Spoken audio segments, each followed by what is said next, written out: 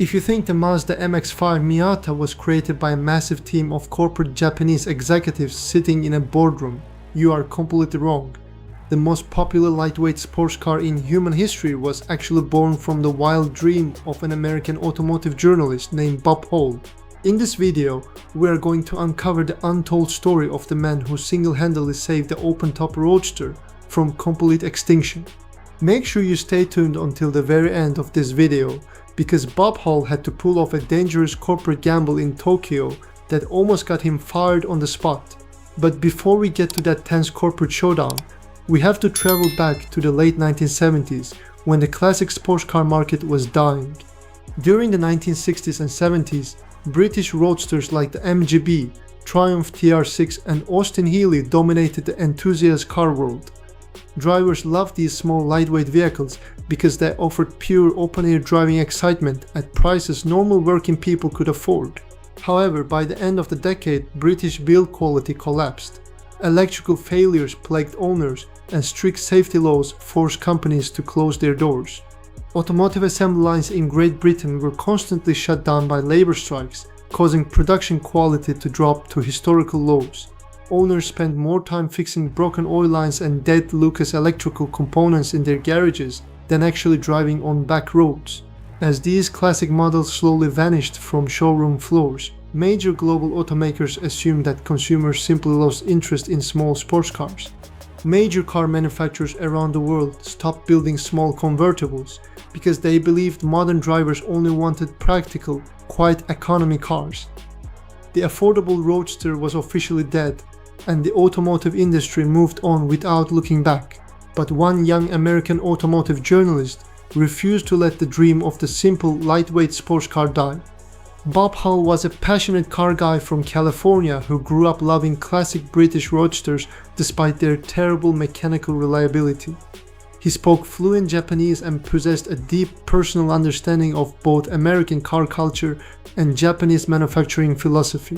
In 1979, while working as a journalist for Motor Trend magazine, he landed an exclusive interview with Kenichi Yamamoto, the head of research and development at Mazda. At the end of their professional interview, Yamamoto asked Bob a simple question: what kind of vehicle should Mazda build in the future? Most journalists would have given a safe, boring answer about fuel efficiency or compact family sedans. Instead, Bob took a marker, walked over to a whiteboard, and sketched out a simple concept for an affordable, lightweight Japanese roadster. He told Yamamoto that thousands of car purists were begging for a reliable, lightweight sports car that would not leak oil or break down on the side of the road. Yamamoto listened quietly, nodded his head, and filed the crazy idea away in the back of his mind without making any promises. Do not click away just yet, because what happened 2 years later set off an internal corporate war inside Mazda. In 1981, Mazda hired Bob Hall to work directly in their product planning department in Southern California.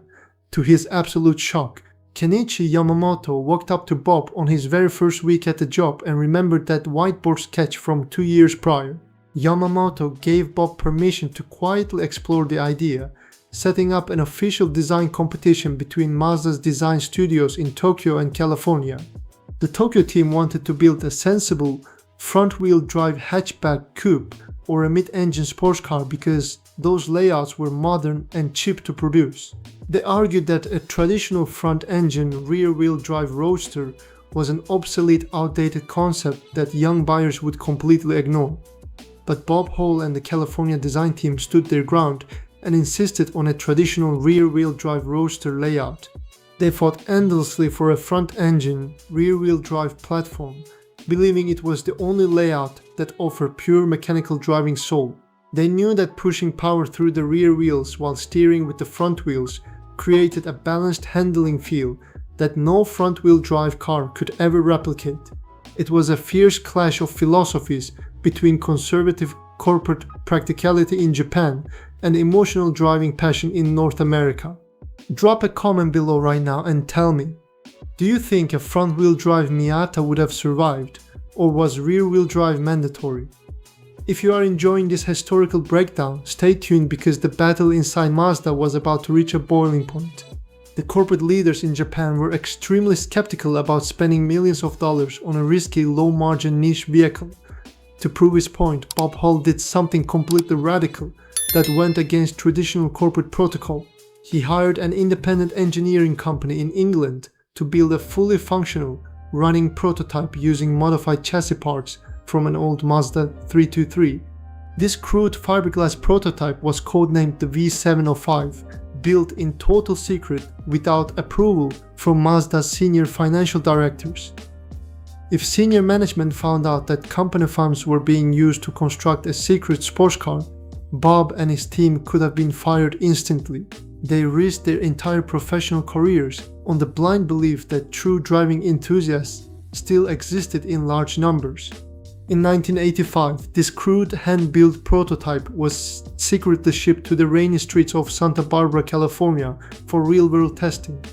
Bob Hall and his tiny team drove the unbadged car through suburban neighborhoods to gauge the public's reaction. Random passers-by stopped in their tracks, pulled out their wallets and begged to buy the car right off the street. That overwhelmingly positive reaction gave Bob the hard evidence he needed to present his case to top executives in Hiroshima. But convincing the board of directors to spend massive production capital on a roadster was still an uphill battle. The finance department argued that modern buyers only cared about cup holders, quiet cabins, and massive interior cargo space. Bob argued back that driving emotional connection was worth more than cold, unfeeling market research data. He convinced management that by using reliable off-the-shelf mechanical components, Mazda could build the car cheaply without risking financial ruin. Yamamoto, who had now risen to become the president of Mazda, gave the final green light for mass production. Japanese engineers embraced the project with a philosophy called Jinba Ittai, a phrase describing the unified bond between a horse and rider. The engineering team obsessively weighed every single component of the car using a philosophy called gram strategy. Engineers shaved tiny fractions of a gram of engine parts, body panels, and suspension components to keep the curb weight under 2,000 pounds. They even spent months acoustic tuning the exhaust system to mimic the deep, raspy note of classic British sports cars. Every single touch point, from the ultra-short throw gear shifter to the tactile click of the pop-up headlight switch, was designed to maximize driver joy. Nothing on the car was added for useless vanity. Every nut and bolt served a direct purpose in elevating the physical driving experience. When the Mazda MX-5 Miata was finally unveiled at the Chicago Auto Show in 1989, the global car world completely exploded with excitement. Dealerships had waiting lists that stretched around the block, and buyers were paying thousands of dollars over sticker price just to get one. It proved beyond a shadow of a doubt that Bob Hall's vision for a simple, affordable roadster was 100% correct. Automotive journalists who had spent years mourning the death of British sports cars wept tears of joy during initial test drives. The Miata offered all the magical charm, wind in the hair freedom, and sharp cornering of classic roadsters without a single drop of oil leaking on the driveway. It started a massive global renaissance that forced other major manufacturers to rush back into the convertible market. Today, the Mazda Miata holds the official Guinness World Record as the best-selling two-seater sports car in human history, with over 1 million units sold. Entire racing series, enthusiast clubs, and aftermarket industries exist today solely because of this magnificent little Japanese roadster. Yet, none of it would exist if an American journalist had not dared to draw a simple sketch on a whiteboard. Bob Hall did not just design a successful automobile, he saved an entire segment of automotive history from disappearing forever. He proved that passion, human feeling, and mechanical simplicity will always triumph over cold corporate spreadsheets. The Miata remains a shining beacon of driving joy, reminding us why we fell in love with automobiles in the first place. If you enjoyed this untold automotive history lesson and want to discover more hidden car stories, buyer guides, and industry breakdowns, hit that subscribe button right now. Also, do not forget to check out the special links in the description below to support the channel and join our growing community of car lovers. Until next time, keep your passion alive, enjoy the open road, and I will see you in the very next video.